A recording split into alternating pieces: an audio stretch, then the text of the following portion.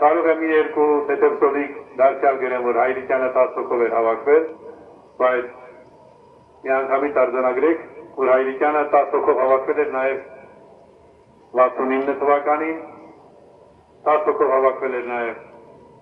73 թվականին, 10 հոգով հավաքվել էր 87 թվականին, երբ ստեղծում էր Սովետական միության առաջին կազմակերպությունը, ազգային ինքնորոշում միավորումը, առաջին ժողովրդավարական կազմակերպությունը։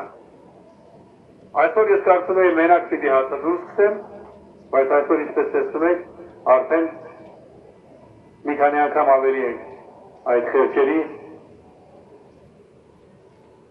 տեսողական ընկալումներից։ Ուրեմն մեր հիմնական նպատակն է ամսի 12-ին ոչ մաքսային միությանը, եթե ազատ ու անկախ Հայաստանը, այդ նշանաբանով հանրահավաքը